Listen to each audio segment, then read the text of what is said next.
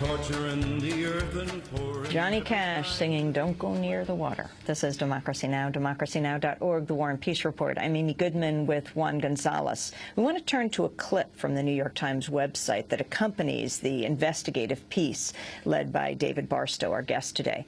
It features an interview with Deepwater crew member Caleb Holloway describing his final minutes on the rig. He was with another crew member, Daniel Barron. It was just everywhere. It was blowing up so intense that it was just bouncing off of everything. Holloway had trained for emergencies, but not for this. He tried to radio his boss in the drill shack. I didn't get a response. We didn't know what to do. He needed to find cover, so he followed Barron to the heavy tool house, which had a phone linked to the drill shack, but he smelled gas. Gas, just felt it all over me. I felt it, and I smelled it, tasted it, and I just knew that was bad. And that's when I kind of panicked a little bit, and I looked at Daniel, and I said, "Daniel, that's gas. We have to get out of here." Gas sensors went off, but the bridge failed to activate emergency systems that might have prevented gas from spreading or igniting. They also failed to immediately sound the general alarm to start evacuation. Meanwhile, Holloway and Barron headed toward the lifeboat deck. On the way, the lights went out. Then they heard the first explosion. It kind of dug down like that and grabbed my hard hat. That explosion, and a second larger one, are believed to have centered in these engine rooms. 4 men in the engine control room were caught in the blasts, but managed to survive. We get down to the lifeboat deck, and I open one of the boxes, get Daniel a life jacket, and say, "Get ready to get in one of the lifeboats." Holloway noticed that few of the crew had made it to the lifeboats. He climbed out and saw the door to the crew's quarters had been blown open. A group of disoriented men stumbled from a darkened hallway. He used his flashlight to guide them out. All these guys started piling out, and it was completely pitch black in there. You couldn't see anything. Towering over them, the derrick was in flames. One of his buddies crawled over the handrail to jump into the water. And he slips and fought and just loses all his grip, and he's going down, and he hits his leg on the way down, and he's tumbling.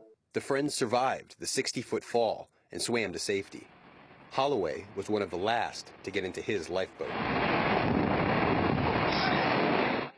But the fire was intense, and it was the heat. People were worried about the derrick, melting and falling towards the lifeboat. The lifeboat descended into an eerily calm sea. I felt like I was carried off of that rig by, God's righteous right hand. A nearby supply ship became a refuge for the survivors. And I just kept going around person on person and asking them, have you seen Shane? Have you seen Adam? Have you seen Roy? Have you seen Carl?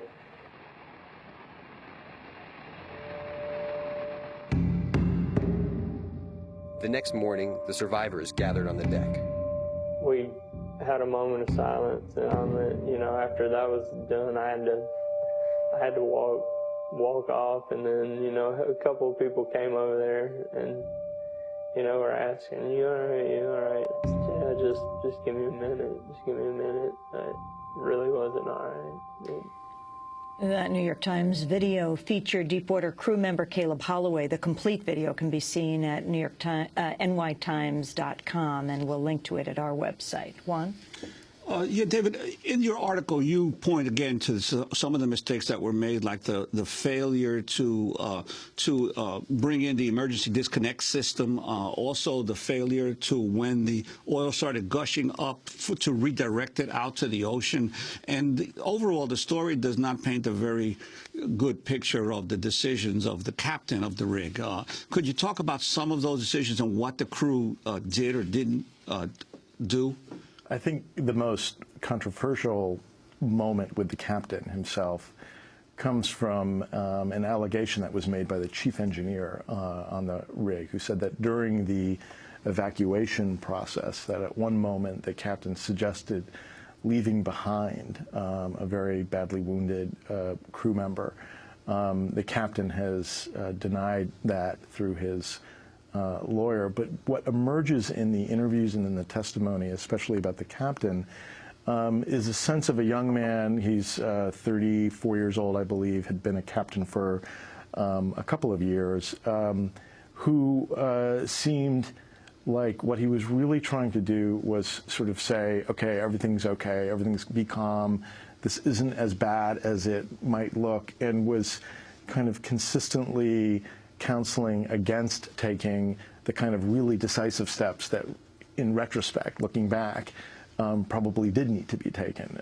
So, for example, one of the really important safety systems is this ability to disconnect the rig from the well. In other words, cut it off from the source of the fire that is consuming this rig.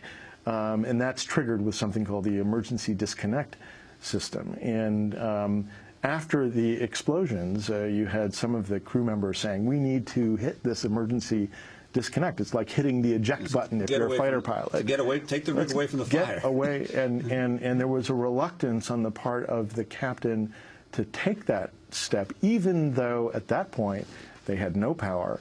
They were burning, explosions going off all over the place. And so that was, I think, a moment where you see this kind of push me, pull you of the Transocean safety policies coming into a moment where it leads someone like that into a kind of some indecision. And yet this was, as you mentioned, the Titanic of oil rigs. So supposedly this was the state of the art. What does this say about other rigs out there in the Gulf and about the future of deep water drilling in general and what the government should be wary about long term? Yeah, this is really one of the remarkable aspects of this story. These are not like fly-by-night operators. These are not second, third-tier operators. These are the A-team. This is the first string of deepwater drilling in the Gulf of Mexico.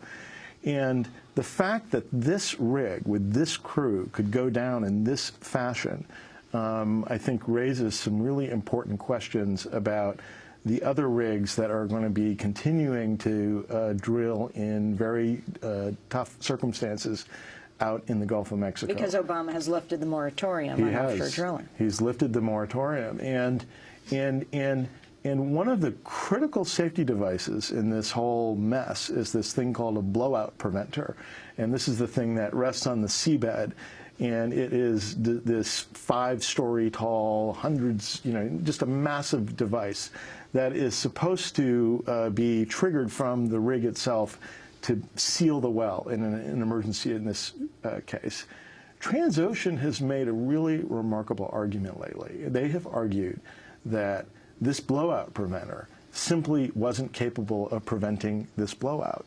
Well, that's a remarkable thing because the blowout preventer is the key safety device for all of these rigs out there in the Gulf of Mexico. And if they're sitting on top of blowout preventers that are not, as the industry has long portrayed, the kind of ultimate fail-safe device, then this is something that I think would be a major issue for regulators at the Interior Department who are trying to think about how do we go forward with deep water drilling in a way that doesn't result in another one of these, next year or the year after. The issue of Obama lifting the moratorium, did it surprise you? Well, not when you spend any time down on the Gulf Coast.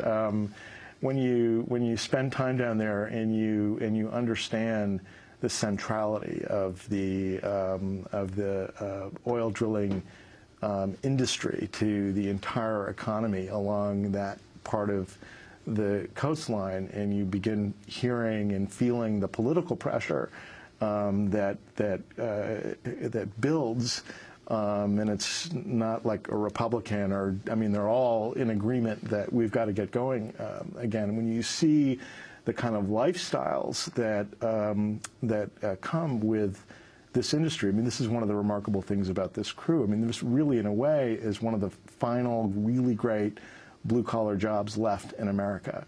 This is a rig where someone with a high school degree or a little bit of community college can go out and can make $150,000, $160,000, $170,000 a year, great benefits, great vacation. It is and yet you giving have the this scene sort of them jumping through fireballs exactly into a blazing sea. Yes, exactly. Dave, I'd like to ask you also about that. There's been some criticism of your series by other colleagues, Associated Press in particular, which has distinguished itself by covering this story throughout the year, claiming that much of the conclusions that you reached to the reporting had previously been done by them and other news organizations, and there was really nothing that new in this story. I'm interested in your response to that. The first I heard of it was when I heard that the managing editor of the Associated Press had called to apologize to our editors for that letter that was written by a reporter who was covering the oil spill for them. The fact of the matter is that, as we said in the story, this was based on interviews with 21 crew members and also a very careful piecing together of testimony from 94 others. So I can understand why, an Associated Press reporter who's sitting there day in and day out writing, short items about this or that snippet of testimony feels upset when we come along with a 8,500-word story that includes some of the stuff that he no doubt wrote about here and there. But I think if you go back and you look at the coverage, a lot of the coverage focused early on really on what caused the blowout. And so that's why we heard so much about well design and about cementing practices. And the kind of look that we did at what actually caused this massive piece of equipment to go down at the cost of 11 lives. That's something that, we look at the clips, we look at what's been done, and we saw that that was an area that really hadn't gotten the kind of attention that we thought an event of this magnitude really deserved. And that's what we thought. And finally, what most surprised you in your 5-month investigation? What most surprised me is I know that we heard a lot early on about BP's safety culture. And it's true, they have a very troubling safety culture, and it's been well documented in a number of different areas, such as Texas City and in Alaska and in California. But the truth of the matter is that this is actually a little more complicated, because the safety culture on Deepwater Horizon really wasn't the BP safety culture. It was actually the Transocean safety culture. And that's a very different thing from the BP safety culture. And I think it would be in some ways comforting if we could all think, well, this is really just a story about a company that cut corners on safety, and this is the end result.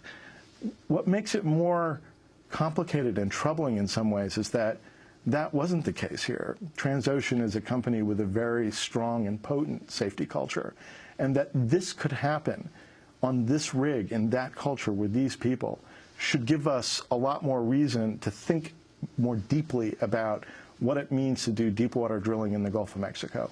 Well, we want to thank you very much, David Barstow, for joining us, twice Pulitzer Prize-winning reporter at the New York Times. We will link to the expose, Deepwater Horizon's Final Hours, at our website, democracynow.org.